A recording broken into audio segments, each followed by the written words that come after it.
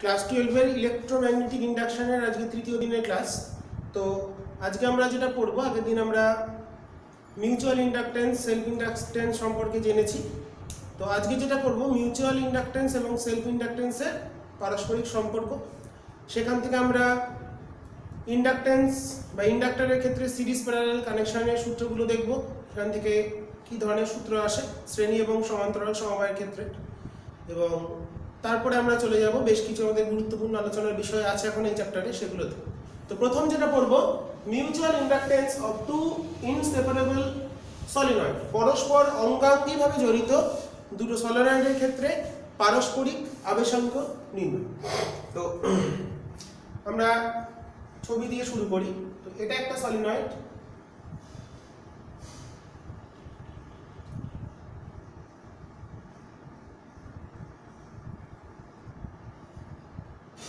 আর এর সাথে এটা আমরা একটা আউটলাইন করে নিই, আমাদের সুবিধা হবে আঁকতে।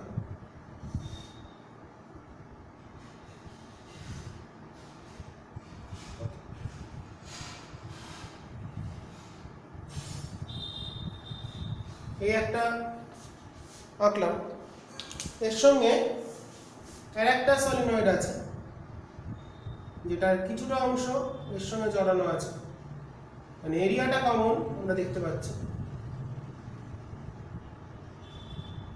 এই যে দৈর্ঘ্যটা হচ্ছে এল, কমন লেন্থ হচ্ছে এল। পুরোপুরি জড়ানো যদি থাকে তাহলে সেই ক্ষেত্রে এখানে একটা সংযোগ ধ্রুবক বলে জিনিস হয়, তারা কতখানি কন্ট্যাক্টে আছে, কন্ট্যাক্ট আমার কনস্ট্যান্ট, সংযোগ ধ্রুবক। তো সেটার মান আমরা দেখবো। তো এটা বললাম ধরো এ বি সি ডি।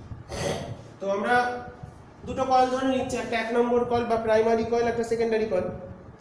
তো এবিটাকে ধরছি, এবিটা হলো প্রাথমিক কুণ্ডলী, প্রাইমারি কয়েল।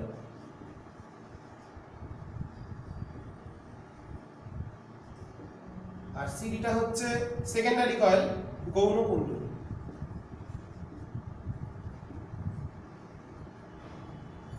ছবিটা ঠিকঠাক আসছে? ওকে।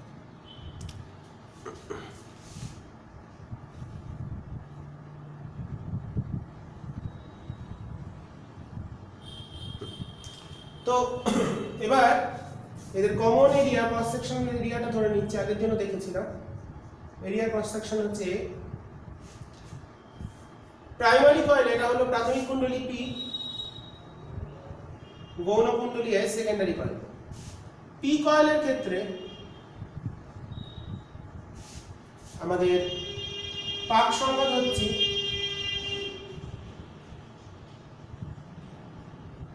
এনপি।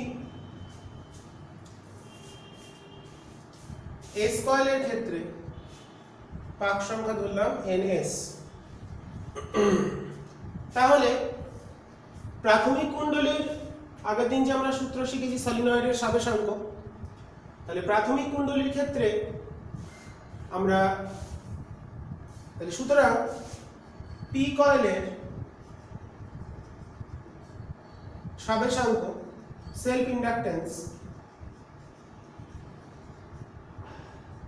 এলপি, এল প্রাইমারি, কি সূত্র ছিল? Mu 0 NP square A by L. এনপিটা হচ্ছে প্রাক সংখ্যা, এলটা হলো কমন লেন্থ। সিমিলারলি এস কয়েলের ক্ষেত্রে সাবেশাঙ্ক আমরা লিখতে পারি LS mu 0 NS square A by L. Okay. এবার আগের দিন আমরা পড়েছিলাম মিউচুয়াল ইন্ডাকটেন্স। তো এই কুণ্ডলী দুটির বা কয়েল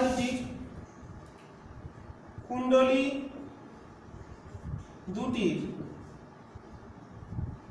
পারস্পরিক, এটা তোমরা প্রমাণটা করে নেবে অবশ্যই, আমি তো এর মধ্যে দেখাচ্ছি না, আগের দিন দেখিয়ে দিয়েছি। পারস্পরিক আবেশাঙ্ক, মিউচুয়াল ইন্ডাকটেন্স কত হবে? এম ইকুয়ালস টু হচ্ছে mu zero NP NS A by L. আগের দিন প্রমাণটা আমি দেখিয়ে দিয়েছি। এবার দেখো আমরা এখানে যে রিলেশনগুলো পেলাম সবাই পরিষ্কার দেখতে পাচ্ছ, না দেখার কিছু নেই। তো এই রিলেশনগুলো থেকে আমরা যদি লিখি, আমি এটা মুছে দিলাম, যদি প্রথম দুটো নাম্বারিং যদি করি, এটাকে বললাম ধরো ফার্স্ট 1 নম্বর রিলেশন, এটা 2 নম্বর, এটা 3 নম্বর, তাহলে প্রথম দুটোকে যদি মাল্টিপ্লাই করি, অতএব এলপি ইন্টু এলএস সমান আসছে mu zero square NP square NS square A square by L square. আমরা কি করলাম, 1 নম্বর আর 2 নম্বর সমীকরণ দুটোকে মাল্টিপ্লাই করে দিলাম, তাহলে এটা কিন্তু আসছে অ্যাকচুয়ালি এম স্কোয়ার। এম এর যে ভ্যালুটা পেয়েছি ফ্রম 3, আমরা লিখতে পারি, এটা হচ্ছে কোথা থেকে লিখলাম, ফ্রম ইকুয়েশন নাম্বার 3। এটা যদি প্রমাণ করতে দেয় তাহলে কিন্তু এই রিলেশনটা তৈরি করে নিতে হবে, যেটা আগের দিন তোমাদের আমি দেখিয়ে দিয়েছি। 3 নম্বর ইকুয়েশন অনুসারে লেখা যায়, এই যে রিলেশনটা এলো এটা হচ্ছে এম এর স্কোয়ার করলে যে রিলেশনটা আছে সেইটার সঙ্গে সমান। সুতরাং আমরা লিখতে পারি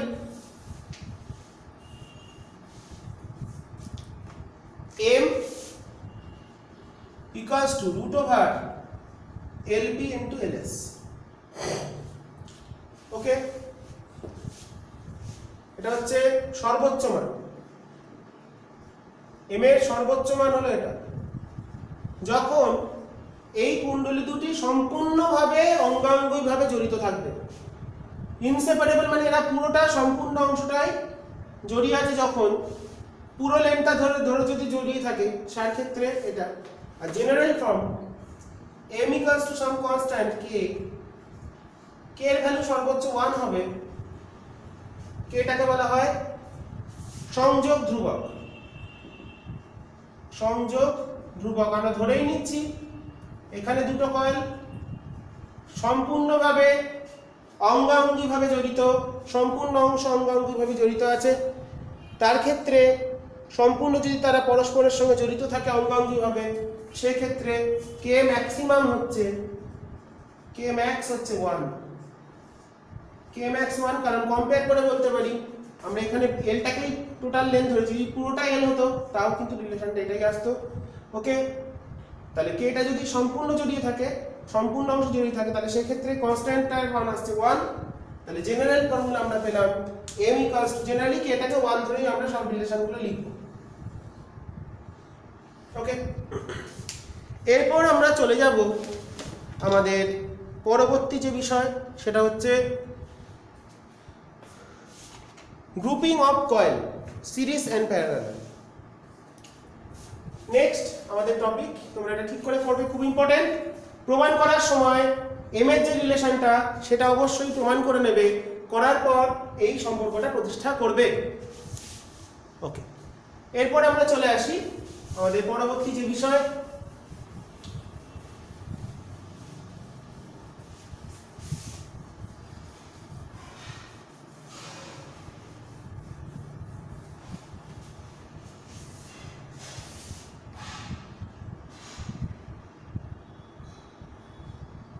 পরবর্তী বিষয় হচ্ছে আমাদের গ্রুপিং অফ কয়েল। যখন দুটো কয়েল সিরিজে থাকবে এবং প্যারালালে থাকবে, তার ক্ষেত্রে রিলেশনগুলো আমাদের ইকুইভ্যালেন্ট ইন্ডাকটেন্স কি করে ক্যালকুলেট করব সেটা আমরা দেখব। প্রথম হচ্ছে সিরিজ।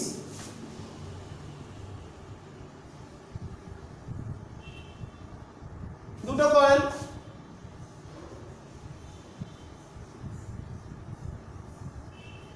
শ্রেণী সমবায় যুক্ত আছে, দুটো কয়েল শ্রেণী সমবায় যুক্ত আছে, এদের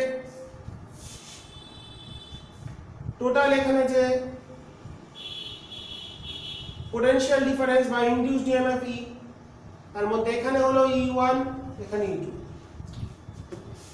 এর ইন্ডাকটেন্স বললাম L1, এর বললাম L2। ওকে, তাহলে আমরা লিখতে পারি সিরিজের ক্ষেত্রে ভোল্টেজ ভাগ হয়, তাহলে E equals to E1 plus E2। টোটালটার ক্ষেত্রে E সমান মাইনাস E জানি কি মাইনাস এল ডিআই ডিটি। এবার এখানে দেখো আইটাই কনস্ট্যান্ট, শ্রেণী সমবায়ের ক্ষেত্রে আই কনস্ট্যান্ট, তাহলে ডিআই ডিটিটা কনস্ট্যান্ট হবে। ওকে, তাহলে আমরা এখানে লিখতে পারি minus L series DI DT সমান minus L one DI DT plus minus L two DI DT. যেহেতু দুটোর ক্ষেত্রে আইটা একই, তাই আই এর যে টাইম রেট অফ চেঞ্জ সেটা ইকুয়াল হবে, তাহলে এল এস চলে এলো L one plus L two. তাহলে শ্রেণী সমবায়ের ক্ষেত্রে এল এসটা হবে L one plus L two.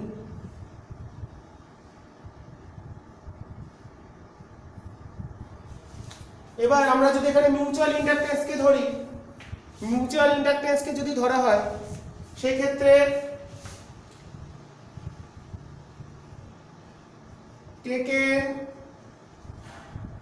Mutual inductance, এটা শর্ট কোশ্চেন বা মনে রাখার জন্য, এম দুটোর ভেতর দিয়ে যদি একই ডিরেকশনে কারেন্ট যায়, সেম ডিরেকশনে কারেন্টের ক্ষেত্রে এলএস টা হবে হচ্ছে L1 plus L2 plus 2m। যখন প্রবাহ মাত্রাটা একই দুটো কয়েলের ভেতর দিয়ে একই দিকে যাবে সেটা হচ্ছে L1 plus L2 plus 2m, আর অপোজিট ডিরেকশনে কারেন্টের ক্ষেত্রে এটা হচ্ছে কারেন্ট সেম ডিরেকশন,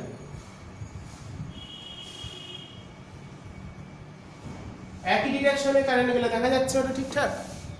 ওকে, কারেন্ট শুনেও নেবে, কারেন্ট সেম ডিরেকশন, আর LS ইকুয়ালস টু হবে L1 plus L2 minus 2m, current in opposite direction. Current যদি বিপরীত ডিরেকশনে যায়, কারেন্ট যদি অপোজিট ডিরেকশনে যায় সেই ক্ষেত্রে অপোজিট ঘুরবে না, আমি শর্টে লিখে দিচ্ছি অপোজিট ডিরেকশন। সেম ডিরেকশনের ক্ষেত্রে L1 plus L2 plus 2m, opposite ডিরেকশনের ক্ষেত্রে L1 plus L2 minus 2m। ওকে, এটা হলো সিরিজের ক্ষেত্রে এই সূত্রগুলো দিয়ে আমরা নিউমেরিক্যাল করতে পারি। এরপর চলে আসছে প্যারালাল কানেকশন।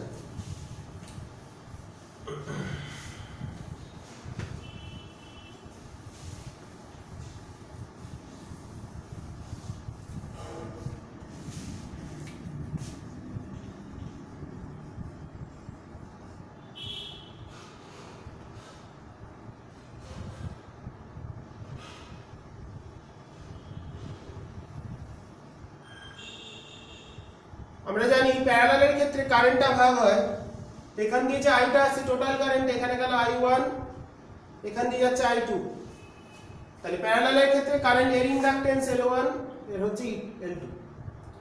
ওকে, তো আমরা লিখতে পারি I equals to I1 plus I2, পারি লিখতে।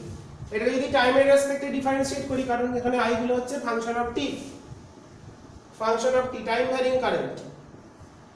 ওকে, তাহলে এটাকে লিখতে পারি ডিআই ডিটি, দু সাইডে ডিফারেন্সিয়েট করছি D I1 DT plus D I2 DT.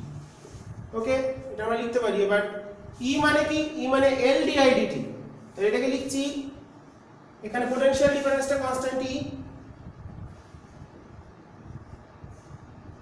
তাহলে ই বাই এলপি। টোটালটার ক্ষেত্রে ডিআইডিটি একটা হয়, যদি একটা মনে করি তার ক্ষেত্রে কত হবে? ই সমান এল ডিআইডিটি, মাইনাস সাইন আছে একটা, মাইনাসটা লিখছি না, E by L1 plus E by L2, একটা করে মাইনাস দিয়ে নিতে পারবো। তাহলে পেয়ে গেলাম অতএব 1 বাই এলপি, একদম রোধের মতন আসছে সূত্রটা, 1 বাই L1 প্লাস 1 বাই। তাহলে সমান্তরাল সমবায়ের ক্ষেত্রে তুল্য আবেশাঙ্ক বার করতে গেলে আমরা এই সূত্রের সাহায্য নিয়ে সমাধান করলেই আমাদের উত্তরটা চলে আসবে। তাহলে এই হচ্ছে আমাদের সূত্র। এরপর চলে আসি energy density of magnetic field of a solenoid. আশা করি সূত্রগুলো কি আর বুঝতে পারছো। নেক্সট আমরা পড়ব শক্তি ঘনত্ব বা এনার্জি ডেন্সিটি, আমার ম্যাগনেটিক ফিল্ডের এনার্জি ডেন্সিটি।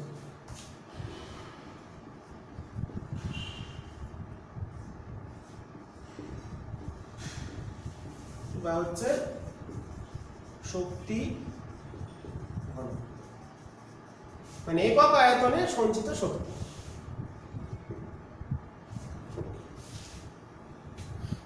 তো আমরা এনার্জি রিলেশন পেয়েছিলাম হাফ এল আই স্কয়ার, এটা পেয়েছিলাম। এবার একটা সলিনয়েড কয়েল যদি ভাবি, এলটা হচ্ছে সলিনয়েডের, এটা হলো স্মল এল, এইটা হলো এরিয়া। তাহলে এনার্জি ডেন্সিটি যদি বার করি, এটা হচ্ছে সঞ্চিত শক্তি। কতখানি শক্তি সঞ্চিত হচ্ছে আমাদের বিরুদ্ধে কার্য করার ক্ষেত্রে, কেন বিরুদ্ধে কার্য বলেছিলাম, তাহলে এটা সঞ্চিত শক্তি। তাহলে শক্তি ঘনত্ব কত হবে? শক্তি ঘনত্ব তাহলে হবে রো ই, রো ম্যাগনেটিক ফিল্ড বলে রো বি লিখলাম। ওকে, ম্যাগনেটিক ফিল্ডের ক্ষেত্রে এনার্জি ডেন্সিটি, তাহলে এনার্জি পার ইউনিট ভলিউম, একক আয়তনে সঞ্চিত শক্তি। তাহলে আয়তনটা কত? এরিয়াটা ধরেছি এ, লেন্থ ধরেছি এল, তাহলে আয়তন হচ্ছে এ এল। তাহলে মানটা যদি বসিয়ে দিই, তাহলে এনার্জি হলো হাফ এল কত, mu zero N square A by L into I square by A into L. Okay, তাহলে দেখো আমাদের চলে এলো হাফ মিউ জিরো, এ কেটে গেছে, N I by L whole square. এখন তাহলে এটাকে আমরা এনার্জি ডেন্সিটি বলতে পারি, একটা সূত্র। শক্তি ঘনত্বের এটাকে একটা সূত্র হিসেবে আমরা এক্সপ্লেন করতে পারি। তাহলে কত হলো? Half mu zero N I by L whole square. এবার আমরা জানি বি মানে জানি সলিনয়েডের ক্ষেত্রে, ফর সলিনয়েড, সলিনয়েডের দীর্ঘ সলিনয়েডের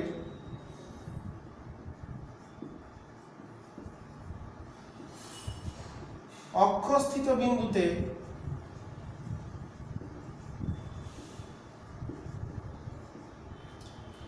বি সমান হয় mu zero N I by L. B জানি mu zero N I by L হয়, তাহলে দেখো আমরা এন আই বাই এল কে লিখতে পারি বি বাই মিউ জিরো। অতএব N I by L equals to B by mu zero. এই ভ্যালুটা আমরা যদি এই রিলেশনে এখানে বসিয়ে দিই, এই রিলেশনে বসিয়ে দিই, তাহলে আসছে বি, তাহলে রবি আসছে, রবিবার আজকে, তাই আমরা রবিবার করছি।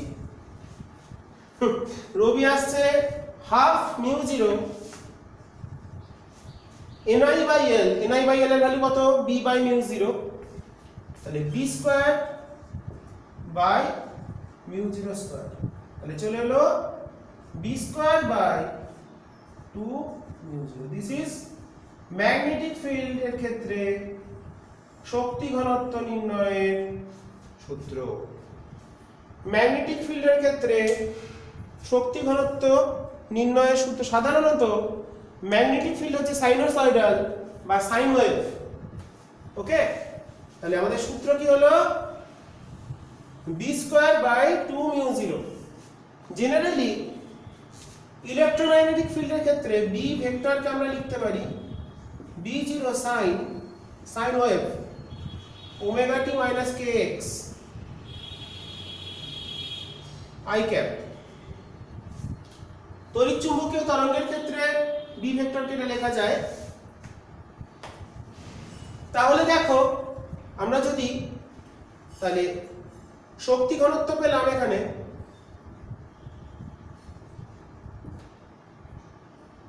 রো বি সমান পেলাম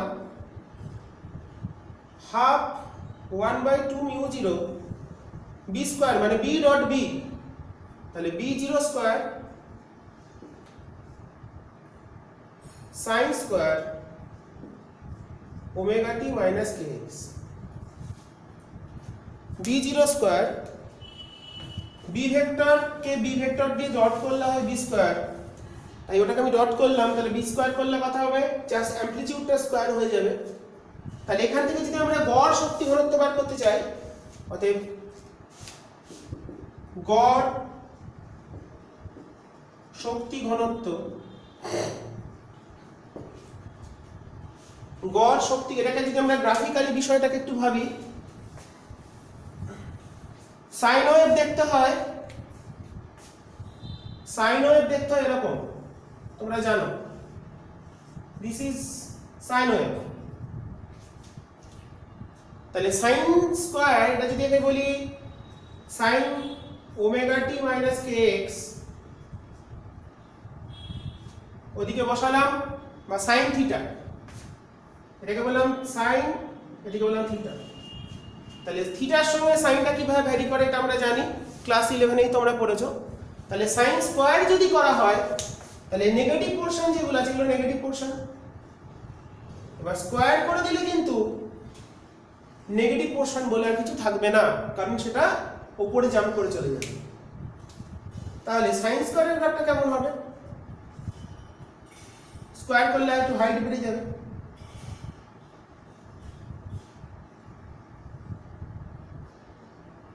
টাচ করে গেল, যাই হোক অসুবিধা নেই, হাইটটা কমিয়ে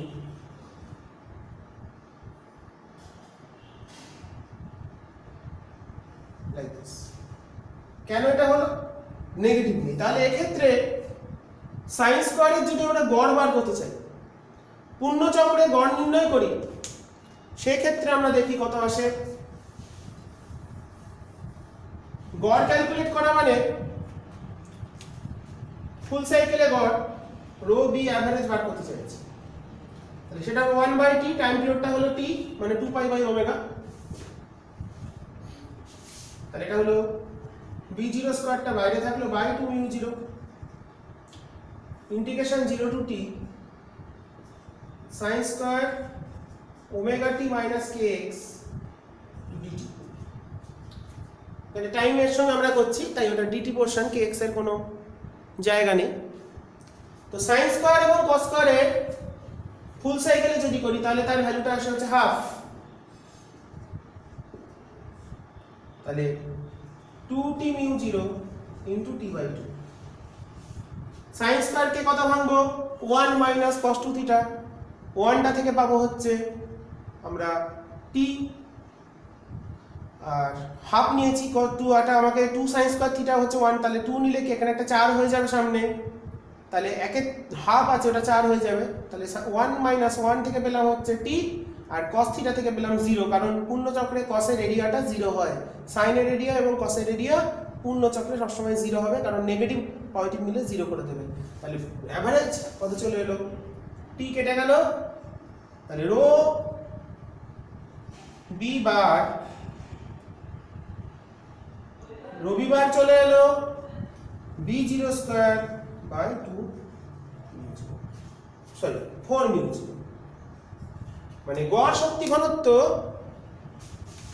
সর্বোচ্চ মানের অর্ধেক, গড় মানটা হচ্ছে সর্বোচ্চ মানের অর্ধেক। এটা আমরা আবার তড়িৎচুম্বকীয় তরঙ্গতে গিয়ে আবার এটা কাজে লাগাবো, দিয়ে আলোর বেগের মান বার করব, যেটা ম্যাক্সওয়েল করেছিলেন ইলেকট্রোম্যাগনেটিক থিওরিতে।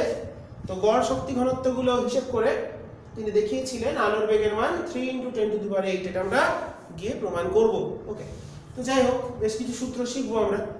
তো এটা আমরা এখান থেকে শক্তি ঘনত্বের বিষয়টা শিখে গেলাম, এটা আমাদের খুবই একটা গুরুত্বপূর্ণ বিষয় ছিল।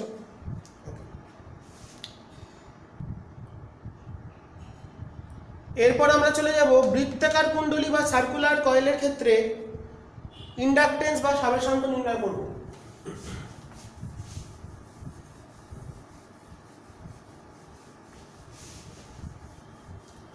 বৃত্তাকার কুণ্ডলী বা সার্কুলার কয়েলের ক্ষেত্রে বৃত্তাকার কুণ্ডলী বা সার্কুলার কয়েল এর ক্ষেত্রে সাবেশাঙ্ক নির্ণয় করব। তো এটা একটা হলো বৃত্তাকার কুণ্ডলী যার ক্ষেত্রফল ব্যাসার্ধ ধরলাম a বা r ধরি, আর পাক সংখ্যা যেটা কারেন্ট যাচ্ছে I, আর পাক সংখ্যা ধরলাম n পাক, আর পারিপার্শ্বিক মাধ্যমের আপেক্ষিক চৌম্বক ভেদ্যতা μr। এটা হচ্ছে যে মাধ্যমে কুণ্ডলীটা আছে, কুণ্ডলীটি আছে সেই মাধ্যমের আপেক্ষিক চৌম্বক ভেদ্যতা μr। তো কুণ্ডলীর ক্ষেত্রে কেন্দ্রে ম্যাগনেটিক ফিল্ড আমরা জানি কত হয়। তো কুণ্ডলীর ক্ষেত্রে বি এর মান আমরা জানি μ0 মাধ্যম যেহেতু আছে ইনটু μr n I, এটা হলো কুণ্ডলীর কেন্দ্রে, কুণ্ডলীর কেন্দ্রে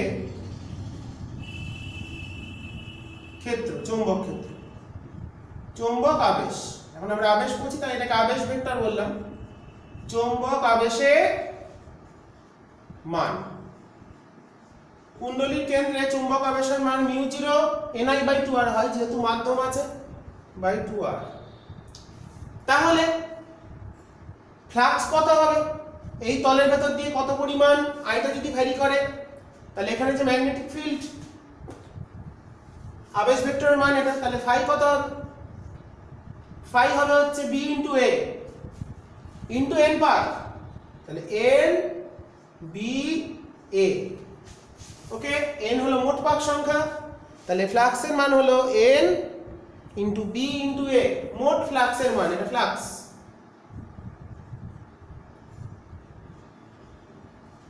তাহলে ফাই কত চলে এলো, n থাকলো, b লিখে দিলাম μ0 μr n I by n, ক্ষেত্রফল কত পাই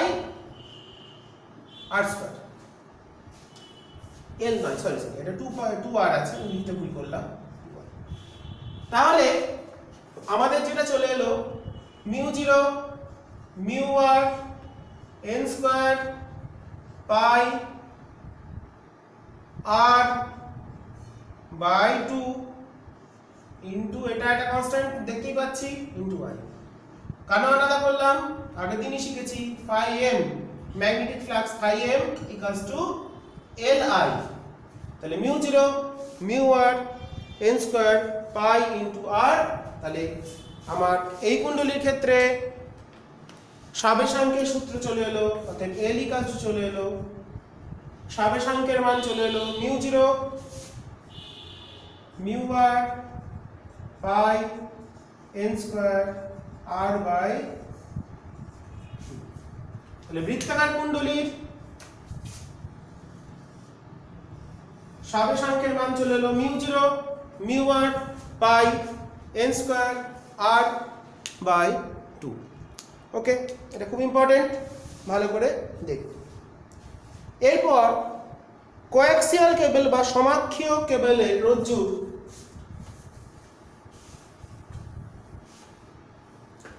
ক্ষেত্রে সাবেশাঙ্ক নির্ণয় করতে হবে।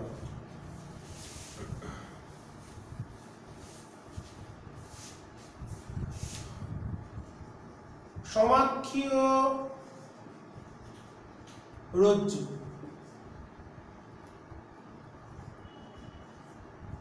বা কোঅ্যাক্সিয়াল কেবল, কোঅ্যাক্সিয়াল কেবল বা সমাক্ষীয় রজ্জুর ক্ষেত্রে আমরা, এটা কিছুই নয়, একটা চোঙ সিলিন্ড্রিক্যাল, যার ভেতরে একটা অংশ থাকবে বাইরে আবার একটা অংশ থাকবে। এই একটা বাইরে সমাক্ষীয় মানে দুটো একই অক্ষ, এখানে একটা কেন্দ্র আছে। অন্য কালার ইউজ করি, লেখা পড়বে।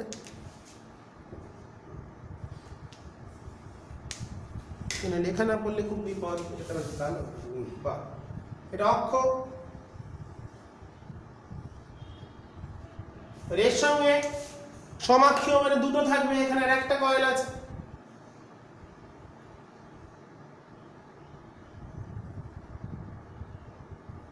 দেখতেই পাচ্ছি দুটো অক্ষ, একটা অক্ষকে কেন্দ্র করে দুটো তার কোঅ্যাক্সিয়াল কেবল বা সমাক্ষীয়। বোঝা গেল ছবিটা?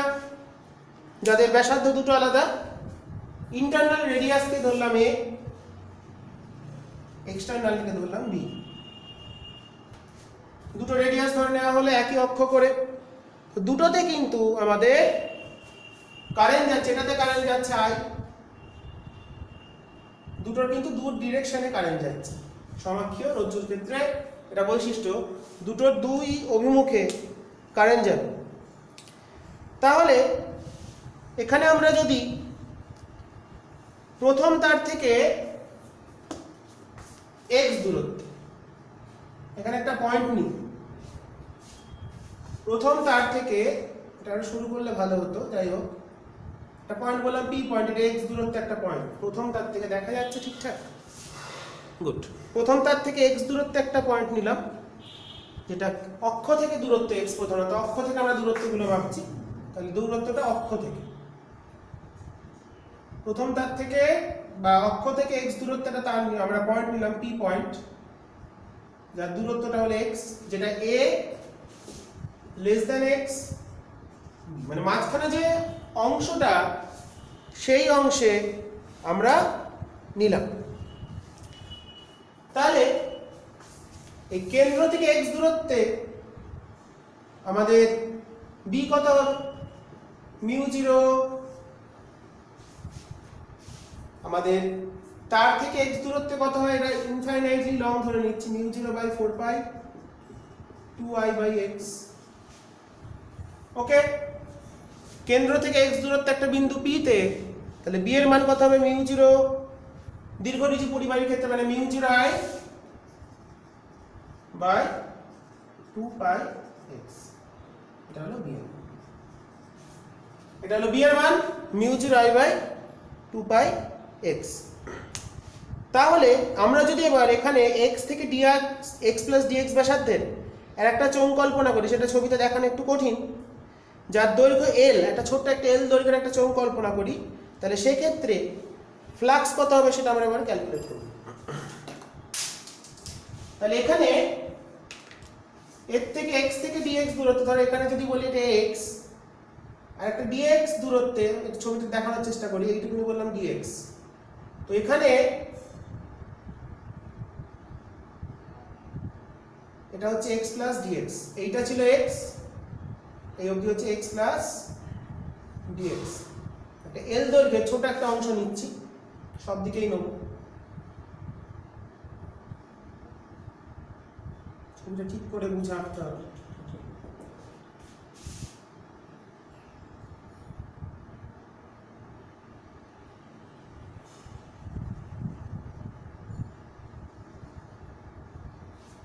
আর লেন্থ কত যত নিলাম, এটা হচ্ছে x প্লাস dx দূরত্বের একটা পয়েন্ট নিলাম, তাহলে এই যে আমরা একটা চোঙ নিলাম যার লেন্থ হচ্ছে l। ওকে, তাহলে কি করলাম? কেন্দ্র থেকে x এবং x প্লাস dx ব্যাসার্ধের দুটো সমাক্ষীয় চোঙ যদি কল্পনা করি, একটা x ব্যাসার্ধ নিয়ে করেছি, মানে x দূরত্বে একটা আছে চোঙ, আর x প্লাস dx ব্যাসার্ধে আছে। যদি আমরা টপ ভিউ থেকে দেখি, জিনিসটা একটু দেখাই, ব্যাপারটা তোমাদের ক্লিয়ার হবে। টপ ভিউ থেকে দেখলে এই একটা, এটা কেন্দ্র, এটা অক্ষটা আছে, এটা হলো a, আমরা এখান থেকে অবধি গেলাম। ওকে, এখান থেকে x দূরত্বে একটা নিয়েছি, এই অবধি x হলো, আর এইটা হলো x প্লাস dx, আর বাইরে দিয়ে একটা b আছে, এটা হলো b, আর এইটুকুনি হলো x প্লাস dx। সার্কেলটা ঠিকঠাক আসেনি, যাই হোক ঠিক করে কম্পাস ব্যবহার করে আঁকার চেষ্টা করলে জিনিসটা ভালো হবে, পরিষ্কার পরিচ্ছন্ন করে আঁকতে হবে। তাহলে কি হলো, কেন্দ্র থেকে x দূরত্ব একটা নিলাম, আর তাহলে যে অংশটা নিলাম, এই যে অংশটা মার্ক করে দিচ্ছি x প্লাস dx, x আর x প্লাস dx এবার দুটো চোঙ নিয়েছি। এই যে রিজিয়নটা আমরা পেলাম তার থিকনেসটা হচ্ছে dx, থিকনেসটা হলো dx, ওকে। আর হাইটটা কত বলেছি, দৈর্ঘ্য কত বলেছি, l। তাহলে dx হলো থিকনেস আর l হলো আমাদের দৈর্ঘ্য। তাহলে এটা মুছে দিলাম ছবিটা। তাহলে আমাদের ফাইটা কত হবে, আমাদের d ফাই হবে, ফ্লাক্স হবে b into l dx, l dx, dx into l, এইটা ইনটু l। তাহলে এরিয়াটা পেয়ে গেলাম, ফ্লাক্সের চেঞ্জ। তাহলে b কত হলো, mu 0 I L 2 pi into dx by x, this is phi. এবার x এর মানটা কত থেকে কত অবধি ভ্যারি করবে, a থেকে b পর্যন্ত, এটাকে আমরা ইন্টিগ্রেট করব। তাহলে সম্পূর্ণ, তাহলে total phi mu 0 L by 2 pi I integration a থেকে b, কারণ x এর মানটা কত, a অবধি a, a অবধি a, a অবধি b, তাহলে a থেকে b অবধি ভ্যারি করছে, তাহলে dx বাই x, তাহলে mu 0 L I by 2 pi ln b by a, তাহলে ফাই সমান li, তাহলে lটা কত চলে এলো, অতএব স্বাবেশাঙ্ক চলে এলো,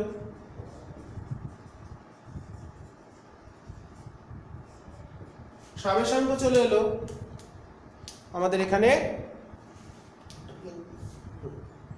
স্বাবেশাঙ্ক চলে এলো। i ছাড়া যে পদটা আছে mu 0 L by 2 pi ln b by a, তাহলে l দৈর্ঘ্যের স্বাবেশাঙ্কটা, তাহলে একক দৈর্ঘ্যে প্রতি একক দৈর্ঘ্যের স্বাবেশাঙ্ক হলো, অতএব প্রতি একক দৈর্ঘ্যে স্বাবেশাঙ্ক হলো বললাম l ড্যাশড, এটা দিয়ে ভাগ, মানে mu 0 by 2 pi ln b by, mu R থাকবে, মিউ আরটা আমি খেয়াল করিনি, না মিউ আরটা আমি গিয়ে ধরতাম, ধরিনি, এটা আগেরটা ধরছিলাম, ধরলে থাকবে না থাকবে না, অসুবিধা নেই। তাহলে এটাই হচ্ছে একক দৈর্ঘ্যে সমাক্ষীয় রজ্জুর ক্ষেত্রে একক দৈর্ঘ্যে স্বাবেশাঙ্ক নির্ণয়ের সূত্র, ওকে। এরপর আমরা চলে আসি আমাদের পরবর্তী টপিক, আবেশবিহীন কুণ্ডলী। এরপর আমাদের সমাক্ষীয় রজ্জুটা প্র্যাকটিস করবে বৃত্তাকার কুণ্ডলী সলিনয়েড, ওকে। এরপর আমরা যেটা করব, শ্রেণী সমান্তরাল, অনেক কিছু ইম্পর্টেন্ট জিনিস আমি আজকে দেখাচ্ছি তোমাদের, এগুলো শুধুমাত্র বোর্ডের জন্য না, বোর্ড এক্সামে এগুলো কিন্তু গুরুত্বপূর্ণ না, এগুলো জয়েন্ট ওরিয়েন্টেড, জয়েন্ট নিট ওরিয়েন্টেড, এই সূত্রগুলো তোমাদের দেখবে সব তোমাদের যে বই প্রধানত ছায়া প্রকাশনী পড়ো বা তাতে কিন্তু খুব একটা থাকে না, কিন্তু এগুলো আমাদের গুরুত্বপূর্ণ সূত্রগুলো মনে রাখার জন্য। এবার হচ্ছে আবেশবিহীন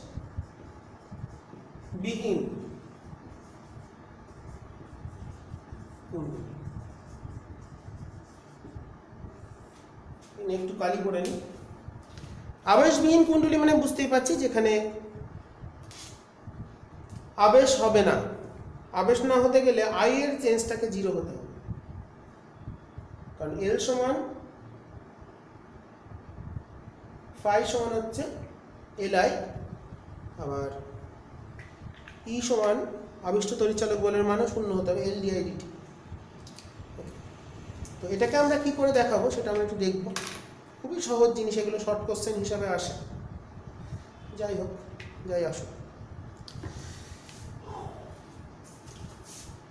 তারকে রোধ বক্সের মধ্যে থাকে, মনে রাখবো রেজিস্ট্যান্স বক্স। তোমরা ক্লাস 11-এ তো কোনো কিছু কারেন্টের প্র্যাকটিক্যাল করোনি। 5 বানালাম, এইভাবে গেল, বা ঠিক উল্টো দিকে ঘুরে উঠে আসো।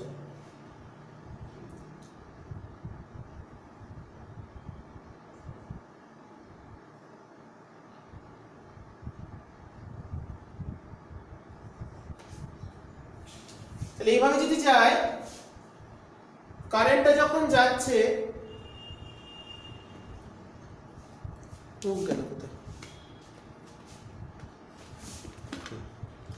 কারেন্টটা যখন নামছে, দেখো এখানে দেখাচ্ছি, এই গেল, এই গেল, এই গেল, এই এই এই, এবার এখান দিয়ে না সরি গিয়ে এই ঘুরে উঠছে, এদিকে উঠলো, এদিকে উঠলো। তাহলে দেখো ওঠার সময় আর নামার সময় দুটো কিন্তু আলাদা। এই গিয়ে এই, এই গিয়ে এই, এই গিয়ে এই।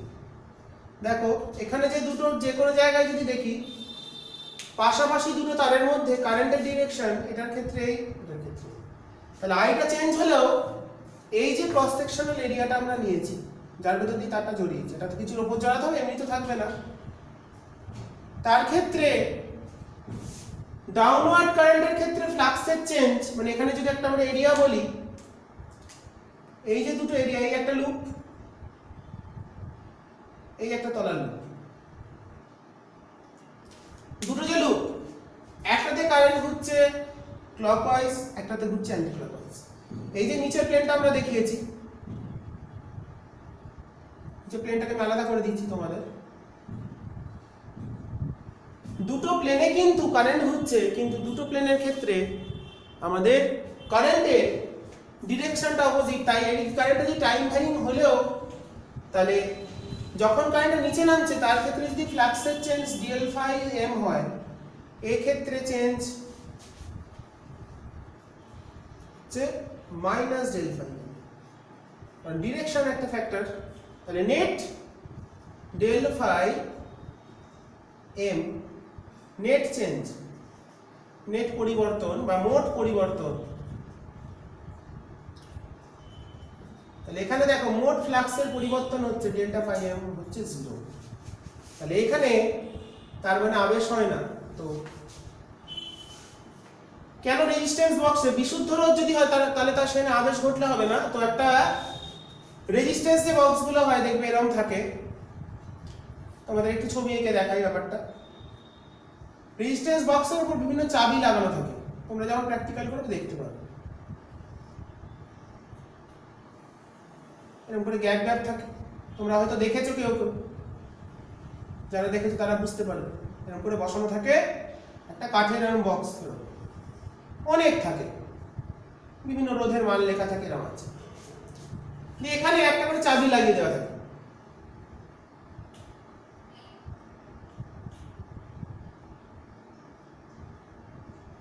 তো এই যে দুটো কানেকশন, এই দুটো পাথের মধ্যে তলায় থাকে এই জিনিসটা, এখানে একটা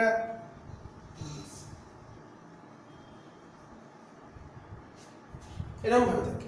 তাহলে এখানে রোধ বক্সে কেন ব্যবহার করবো, এখানে আবেশটা শূন্য, তাহলে এক্ষেত্রে ডেল ফাই যদি শূন্য হয় তাহলে এল এর মান শূন্য হবে। তাহলে এই তারের যে রেজিস্ট্যান্স হবে, তাহলে এটা বিশুদ্ধ রোধক। তাহলে এটা হচ্ছে আমাদের রোধ বক্সের ক্ষেত্রে, রোধ বক্সে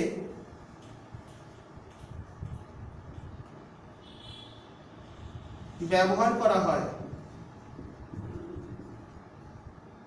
তাহলে একটা তারকে দুভাজ করে আমরা যদি এভাবে পাকিয়ে দিই, তাহলে তার ক্ষেত্রে কারেন্ট ফ্লো করলেও, টাইম ভ্যারিং কারেন্ট ফ্লো করলেও, সেই টাইম ভ্যারিং কারেন্টের জন্য আমাদের ইন্ডাকটেন্সের ভ্যালু 0 হবে। ওকে, ফ্লাক্সের চেঞ্জ 0, তাই ইন্ডাকটেন্সের ভ্যালু 0 হবে। এই কারণে এখানে রোধ বক্সের যে রোধগুলো হবে, ধরো বললাম এটা 5 ওহম রোধ, এটা তুলে দিলাম 5 ওহম রোধ, 10 ওহম রোধ, তো 5 ওহম রোধের রোধই থাকবে শুধু। কিন্তু এমনি যদি কোনো কুণ্ডলী থাকে, একটা যদি সিঙ্গেল পাকের কুণ্ডলী হয়, একটা তার থাকে, এরকম একটা কুণ্ডলী থাকে, এখানে যদি একটা কনস্ট্যান্ট আই ক্যালকুলেট করি, আই পাঠাই, তাহলে তার থাকবে রোধ। আর কিন্তু এখানে যদি আমরা একটা কারেন্ট পাঠাই যেটা time varying current, I function of T, তার রেজিস্ট্যান্স থাকবে, আবার প্লাস থাকবে ইন্ডাকট্যান্স, দুটোই থাকবে। স্টেডি কারেন্টের ক্ষেত্রে কনস্ট্যান্ট আই যদি কনস্ট্যান্ট হয়, তার ক্ষেত্রে কুণ্ডলীর ক্ষেত্রে শুধু বিশুদ্ধ রোধক। তাহলে কনস্ট্যান্ট কারেন্টের ক্ষেত্রে কুণ্ডলী কিসের মতো কাজ করবে? বিশুদ্ধ রোধের মতন কাজ করবে। আর কারেন্ট যখন টাইম ভ্যারিং হবে, তার মধ্যে একটা রেজিস্ট্যান্সও থাকবে, তার মধ্যে একটা ইন্ডাকট্যান্সও থাকবে, যেটা আমরা অল্টারনেটিং কারেন্টে গিয়ে পড়বো। এই ক্ষেত্রে এফেক্টিভ যে রেজিস্ট্যান্স থাকবে, ইম্পিডেন্স বা হচ্ছে প্রতিরোধ বলা হয়, সেক্ষেত্রে যখন আমরা তুল্য রোধের মতন একটা জিনিস বার করছি, জেড দিয়ে লেখা হয়। ওকে, তো যাই হোক, আমাদের এটা এখন বিষয় নয়, যখন বিষয় আসবে তখন বলবো। তো এটা মনে রাখবে দুটো কথা। ওকে, তো যাই হোক, এটা আমরা পড়ে নিলাম আবেশবিহীন কুণ্ডলী। এটা খুব গুরুত্বপূর্ণ একটা টপিক ছিল।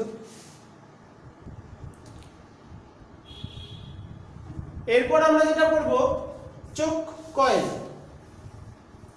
আমরা দেখেছি আগেকার দিনে যে আমরা টিউবলাইট গুলো বাড়িতে ব্যবহার করতাম, তাতে আমাদের চোখ থাকতো, একটা চোখ ও বক্সের মতন থাকে মাঝখানে, এখনো থাকে। তো ডিজিটালের ক্ষেত্রে থাকে না, অ্যানালগ যেগুলো সার্কিট তাদের ক্ষেত্রে থাকে। এখন তো সব এলইডি চলে এসেছে, চোখের ওরকম ব্যাপার নেই, এমনি লাইট এখন। তো চোখ কুণ্ডলী কি বা চোখ কয়েল? চোখ কয়েল কি? একটা উচ্চ সাবেশাঙ্ক যুক্ত ও নিম্ন রোধ,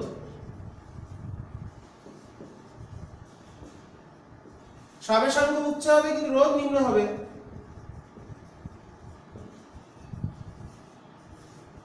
তাহলে উচ্চ সাবেশাঙ্ক এবং নিম্ন রোধ যুক্ত কুণ্ডলীকে আমরা বলবো চোখ কয়েল। তো একটা জিনিস শিখিয়ে দিই, এটা ব্যবহার করা হচ্ছে পরিবর্তী বর্তনীতে, পরিবর্তী প্রবাহ বর্তনী। এটা জিনিস শেখাই, এটা আমরা পরিবর্তী প্রবাহ থেকে পড়বো। তো পরিবর্তী প্রবাহের ক্ষেত্রে ধরো তার মানে একটা ইন্ডাক্টর কয়েল আছে, এটা যুক্ত হবে বর্তনী, ব্যবহার করা হবে শ্রেণী সমবায়। এটাই বললাম চোখ কয়েল। নিম্ন রোধ, রোধটা কম, একটা অল্টারনেটিং কারেন্ট দিয়েছে। এটা অল্টারনেটিং কারেন্টের উৎস এরকম করে দেখতে হবে। এটা হচ্ছে এসি সোর্স। এসি সোর্সটা দেখি, দেখো সাইনোসয়েডাল, সাইন ওয়েভ বলে এইভাবে দেখানো হয়। তো যাই হোক, এটা একটা কারেন্ট ফ্লো করছে টাইম ভ্যারি। তাহলে এই ক্ষেত্রে, এই বর্তনীর ক্ষেত্রে যে রোধ হয় তাকে বলে প্রতিরোধ। বর্তনীর যে তুল্য রোধ হয় এসির ক্ষেত্রে, এসি বর্তনীর ক্ষেত্রে তুল্য রোধকে বলা হয় প্রতিরোধ বা ইম্পিডেন্স। এর সূত্র হচ্ছে Z, Z equals to root over R square plus omega square L square. ওমেগাটা হলো কম্পাঙ্ক, কারণ সাইন ওমেগা টি। তো দেখো, সাবেশাঙ্ক উচ্চ, নিম্ন রোধ। আর একটা সূত্র জানি, পরিবাহীর ক্ষেত্রে, কুণ্ডলীর ক্ষেত্রে উৎপন্ন তাপ, তাপের সূত্র হচ্ছে I square R T by J, জুলের সূত্র। তো দেখো, উচ্চ সাবেশাঙ্ক হলে কি হচ্ছে, প্রতিরোধটা বেড়ে যাচ্ছে। এলটা বেশি হওয়ার জন্য, উচ্চ সাবেশাঙ্কের জন্য বর্তনীর রোধ বেশি, কার্যকর রোধ। কার্যকর রোধ বেশি কিসের জন্য? যেহেতু এল এর মান উচ্চ, এল যত বড় হবে, এটা যোগের আকারে আছে, তাই জেড তত বেশি হবে। এটাকে কার্যকর রোধ বা প্রতিরোধ বলা হয়। কিন্তু কুণ্ডলী রোধ কম। তাহলে কুণ্ডলী রোধটা যদি কম হয়, তাহলে তাপ ক্ষয়টা কম হবে। এই যে তাপ ক্ষয়ের পরিমাণ, সেটা কম হবে। কিসের জন্য? কুণ্ডলী রোধটা হচ্ছে কম, তার জন্য তাপ ক্ষয়টা কম হবে।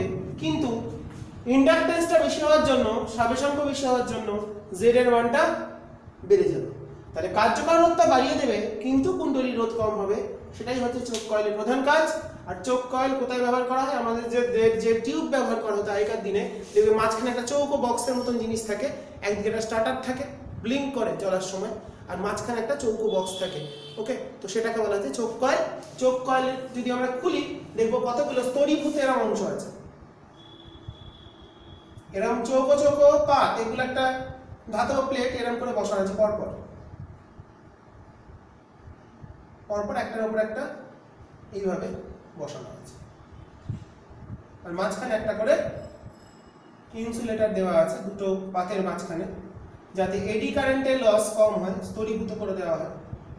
এটাকে জিনিসটাকে একটা বক্সের মধ্যে পুরে দেওয়া হয়, এখানে এরকম থাকে, এখানে এরকম থাকে, তোমরা দেখেছো হয়তো, আশা করি ছবিটা বুঝতে পারছো কি দেখাতে চাইছি। তার জড়ানো থাকে ভেতরে, এটাকে আমাদের চোখ কয়েল বলা হয়, চোখ কুণ্ডলী। ঠিক আছে, তো এই বিষয়টা আমরা শিখে নিলাম, আবার একটা নতুন জিনিস। তো এরপর কিছু অঙ্ক করে, না এখন আমাদের একটা জিনিস বাকি আছে, সেটা হচ্ছে এডি কারেন্ট। এডি কারেন্টটা হলো আমাদের বা ঘূর্ণি প্রবাহ, এটাই আমাদের এই চ্যাপ্টারের আলোচনার থিওরি পোর্শনের শেষ। আমরা পড়ে ফেললাম আর একটা চ্যাপ্টার,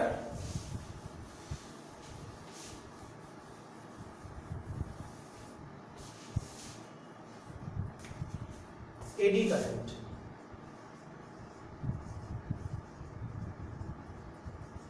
বা ঘূর্ণি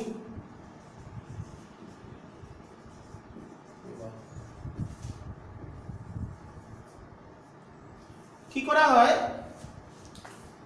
বিভিন্ন ক্ষেত্রে আমাদের সাবেশাঙ্ক বৃদ্ধি করার জন্য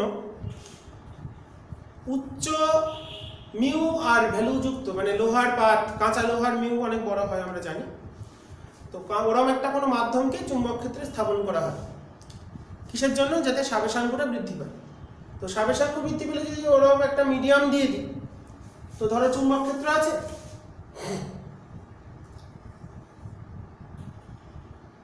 এটা একটা ধাতব খণ্ড যেটাকে আমরা একটা চুম্বক ক্ষেত্রে রেখেছি।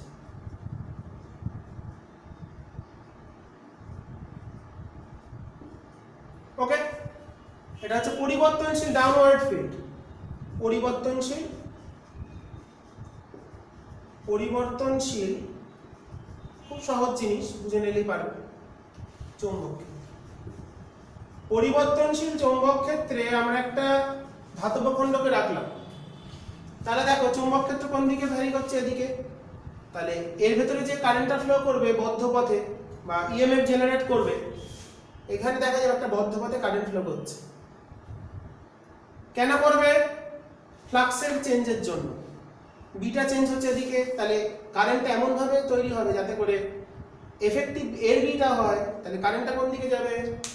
এইদিকে। এর পরিবর্তনশীল চৌম্বক ক্ষেত্রের বিটা ভেতরের দিকে, তাহলে এখানে যে কারেন্ট ফ্লো করবে তার জন্য যে বিটা হবে টাইম ভ্যারিং কারেন্ট, তার জন্য বিটা হবে বাইরের দিকে। ওকে, এই ডিরেকশন লাইক দিস, যেটা এই বি এর চেঞ্জটাকে পরিবর্তনশীল চৌম্বক ক্ষেত্রের যে বি যেটা তলের সঙ্গে ভেতরের দিকে ক্রিয়া করছে, সেই বি এর চেঞ্জটাকে কি করে? সেই বি এর চেঞ্জটাকে কমিয়ে দেয়। ওকে, তাহলে এইভাবে চৌম্বক ক্ষেত্রে যদি কোনো একটা ধাতব খণ্ড রাখি, তাহলে এর ভেতরে বদ্ধ পথে এটা হচ্ছে আবিষ্ট প্রবাহের সৃষ্টি হচ্ছে। ধাতব খণ্ডের ভেতর, ধাতব খণ্ডের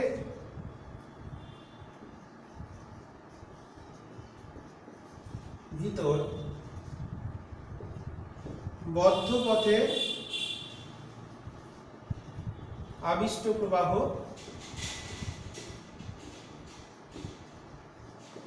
ঘটছে। বদ্ধ পথে আবিষ্ট প্রবাহ ঘটতে থাকে, তার ফলে কি হয়? আমাদের কিছু পরিমাণ শক্তি অপচয় হয়। ঠিক আছে, তো এই যে বদ্ধ পথে আবিষ্ট প্রবাহ ঘটছে, ঘটে আমাদের যে লেঞ্জের সূত্র অনুসারে এই যে প্রবাহ মাত্রা তৈরি হচ্ছে, এটাকেই বলা হচ্ছে ঘূর্ণি প্রবাহ মাত্রা। সেটা নিজের উৎপত্তির কারণকে বাধা দেয়। এটা আমরা বুঝতেই পারছি, বি এর যে চেঞ্জটা সেই উৎপত্তির কারণটাকে বাধা দিচ্ছে, এবং এই বাধা দেওয়ার জন্য কিছুটা তাপ উৎপন্ন হয়, এবং সেই তাপ শক্তি কি ঘটে? শক্তির অপচয় ঘটে। তো এই যে বদ্ধপথে প্রবাহ মাত্রাটা ঘটছে, প্রবাহ ঘটে, এটাকেই বলা হচ্ছে এডি কারেন্ট, যেটা ম্যাগনেটিক ফিল্ডের চেঞ্জটাকে পরিবর্তন করতে বাধা দেবে। এবং এই বাধা দেওয়ার জন্য কি করে, নিজের সৃষ্টির কারণকে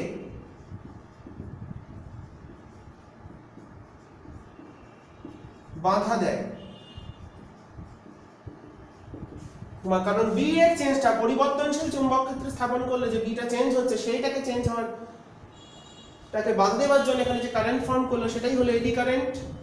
এবং এডি কারেন্টের কাজটা কি, এখানে যে নিজের সৃষ্টির কারণকে বাধা দেয় এবং সে বাধা দেওয়ার জন্যই তাপীয় অবক্ষয় ঘটে।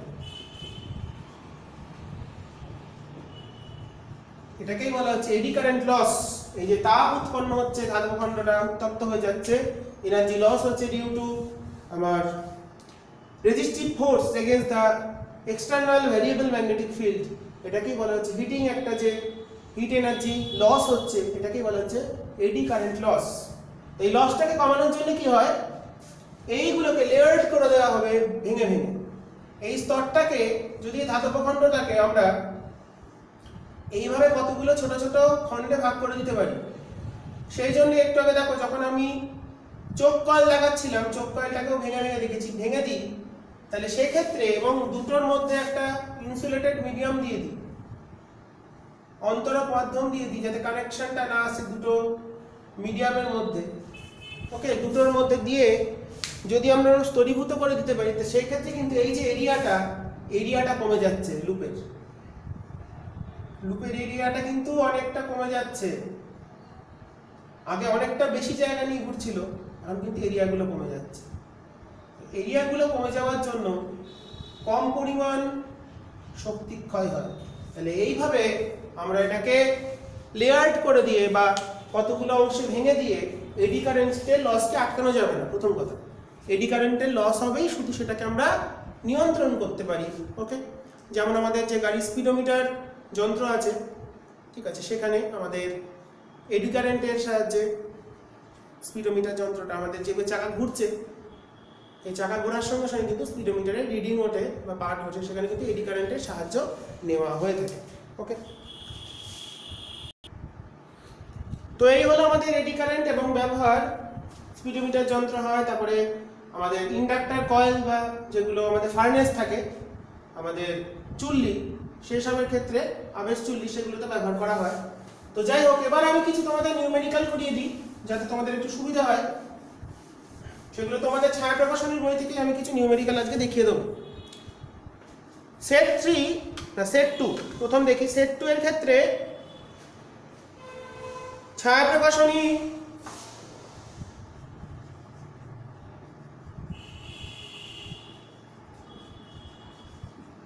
Set 2 problem number 5। তোমরা বই থেকে প্রবলেমটা দেখবে।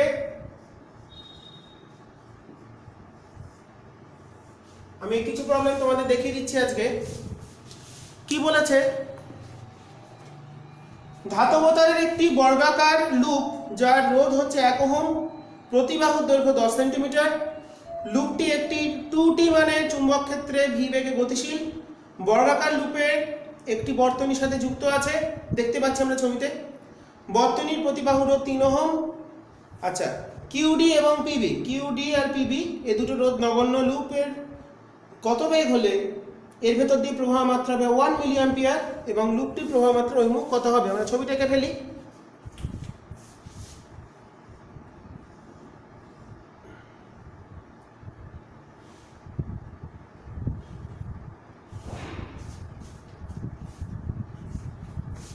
একটু বড় করতে হবে, না আসবে না।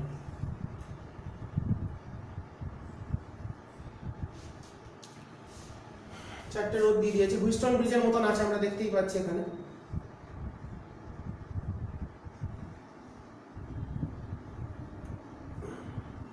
এই আছে, আর মাঝখান দিয়ে একটা রেজিস্ট্যান্স দিয়েছে, ওটা কোনো কাজে লাগবে না। 3 ওহম। আমি যেটা কাজে লাগবে না সেটা জুড়লাম না, কারণ হুইস্টন ব্রিজের নীতি অনুসারে মাঝখানটা বাদ চলে যাবে। নাম দিয়ে দিয়েছি কি আছে ম্যাগনেটিক ফিল্ডটা দেখাই ডাউনওয়ার্ড ম্যাগনেটিক ফিল্ড আছে okay downward magnetic field PQ this is PQ ওই দুটো মাথা হচ্ছে B আর D মানে A B this is C and this is D এখানে রোধ আছে এটা কাজে লাগবে না বলে আমি আঁকিনি ওকে আর ভেলোসিটি এটা দিয়েছে লেন্থ L বাহুর দৈর্ঘ্য দিয়ে দিয়েছে হচ্ছে এখন কি ভ্যালু দিয়েছে সেগুলো আমরা লিখব এবার আচ্ছা এল লুপের রেজিস্ট্যান্স দিয়ে দিয়েছে হচ্ছে 1 ওহম এই রেজিস্ট্যান্স 1 ওহম লুপ আর লুপ ক্লোজ লুপের স্কয়ার লুপের ক্ষেত্রে রেজিস্ট্যান্স 1 ওহম আচ্ছা প্রত্যেকটা বাহুর দৈর্ঘ্য এল দিয়ে দিয়েছে হচ্ছে 10 সেন্টিমিটার মানে 0.1 metre okay this is 0.1 metre next প্রত্যেকটা 3 ওহম লিখেছি আমরা SO this is S this is O ওকে তো স্পিড দিয়েছে v এটা v বেগে যাচ্ছে BLV তাই তো আমাদের আর I বলে দিয়েছে কত I বলে দিয়েছে হচ্ছে কত কারেন্ট যাবে 1 milliampere 1 milliampere that is 10 to the power minus 3 ampere okay this is I now V equals to I আর তাহলে এটা কত আসছে E সমান হচ্ছে I into R আর কত দেখো 3 3 এ 6 3 3 এ 6 সেই দুটো 6 হচ্ছে সমান্তরালে তাহলে দুটো 6 মিলে হলো 3 আর লুপ রেজিস্ট্যান্স হচ্ছে 1 তাহলে হচ্ছে এফেক্টিভ রেজিস্ট্যান্স হলো 3 + 1 4 তাহলে E সমান কত আমাদের B L V equals to I into 4 আচ্ছা ম্যাগনেটিক ফিল্ডের কিছু মান দিয়ে দিয়েছে নিশ্চয়ই ম্যাগনেটিক ফিল্ডের মান দিয়েছে 2 টেসলা B দিয়ে দিয়েছে given 2 tesla downward magnetic field সমকোণে যাচ্ছে তাহলে BLV তাহলে 2 লেন্থ 0.1 into V I এর ভ্যালু কত 10 to the power minus 3 into 4 তাহলে আমাদের এখানে V চলে এলো কত আমরা ক্যালকুলেটর দিয়ে করব V এর মান চলে এলো 2 2 কাটলো তাহলে 2 into 10 to the power minus 3 divided by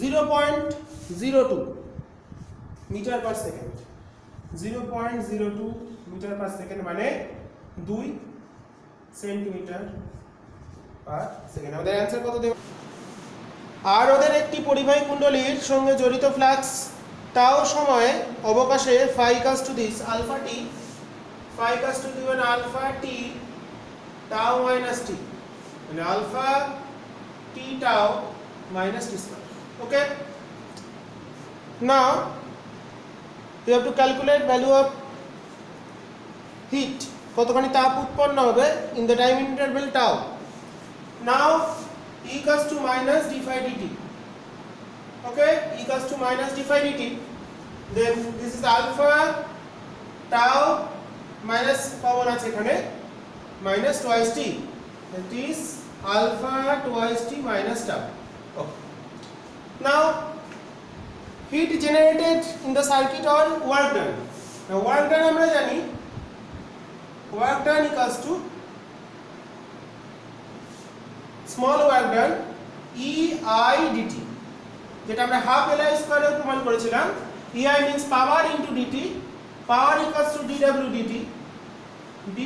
dt then work done equals to power denoted by EI or dW dt then dW equals to EI dt তাহলে আমাদের দেখো চলে এলো EI মানে I মানে হচ্ছে E by R তাহলে এটাকে লিখতে পারি E square by R into dt real ভ্যালুটা কত আসছে alpha twice t minus tau then আমরা এখান থেকে ওমেগা ক্যালকুলেট করব omega work done w calculate করব 0 টু টাউ টাইম ইন্টারভালে ইন্ডিকেট করব alpha square by r twice t minus tau whole square dt okay এটাকে আমরা ক্যালকুলেট করলে উৎপন্ন তাপ কতখানি তাপ ওয়ার্ক ডানটাই হচ্ছে হিট এনার্জি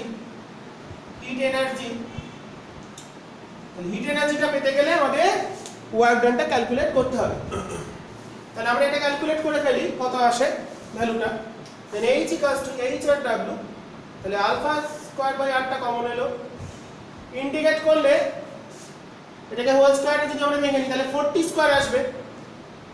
4t স্কয়ার এর ইন্টিগ্রেট করলে t cube by 3 that is tau cube by 3, একটা স্টেপ জাম্প করলাম, তোমরা বুঝে নেবে, প্লাস সেকেন্ডটা tau square dt, tau square থাকলো টাউ স্কয়ার, dt কে ইন্টিগ্রেট করে পেলাম t that is tau minus 4t tau, 4 tau থাকলো, t এর হলো t square by 2 that is tau square by 2। Okay, একবারে আমরা ইন্টিগ্রেট করে ভ্যালুটা বসিয়ে দিয়েছি। তো এখান থেকে আমরা ক্যালকুলেট করে নিই বিষয়টা। This is alpha square by r, তাহলে এটা কত এলো 7 tau cube by 3 minus 2 tau cube, তাহলে 7 মানে tau cube by 3 that is alpha square tau cube by 3r। Okay, তাহলে আমরা হিটটা কতখানি পাচ্ছি, alpha square tau cube by হচ্ছে 3r, এটাই হচ্ছে উৎপন্ন তাপের পরিমাণ। তাহলে এটা আমরা ফাইনালি লিখে দিই, তাহলে অ্যানসার আমাদের এলো আলফা স্কয়ার টাউ কিউব, তাহলে h equals to alpha square tau cube by 3r। এটা আমাদের অ্যানসার এলো কোশ্চেন নাম্বার 6 এর, প্রবলেম 6। নেক্সট চলে যাব প্রবলেম নাম্বার 7, আবেশাঙ্কর সূত্র।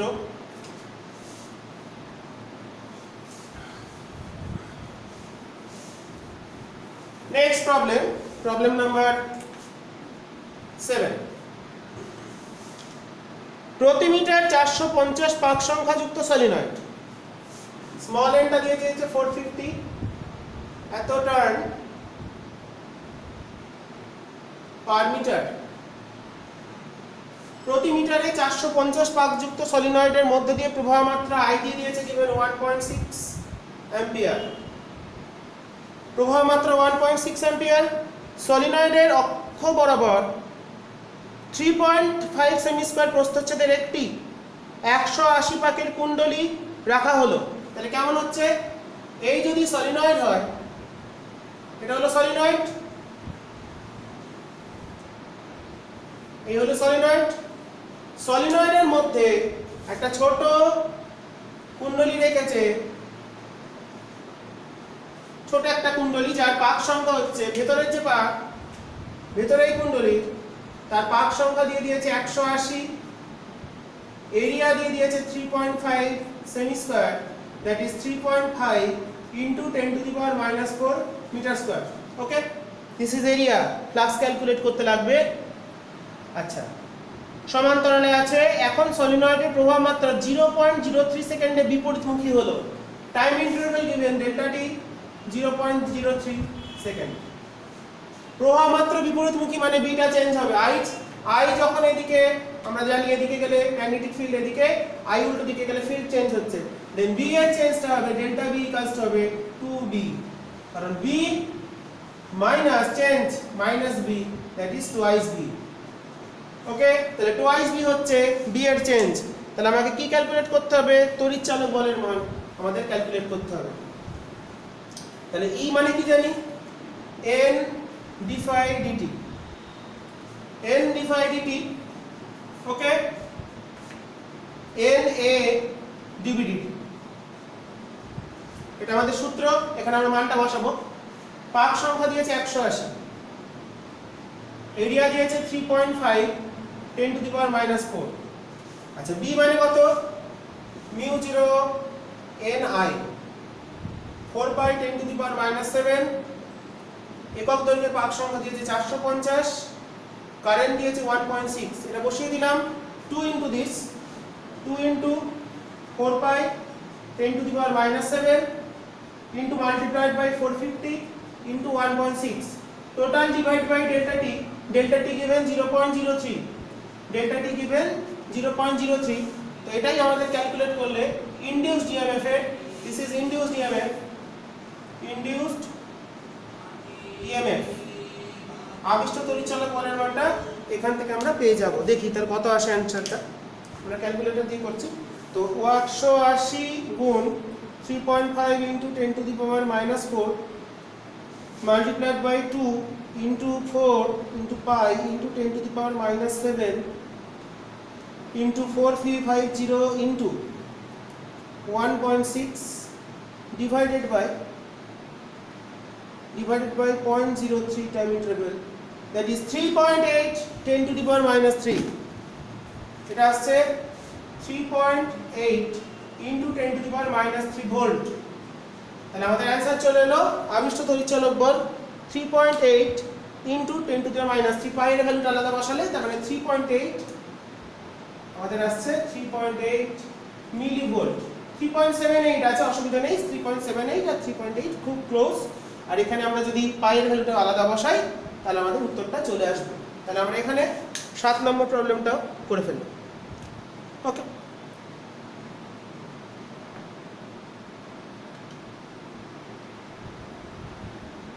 ঠিক আছে।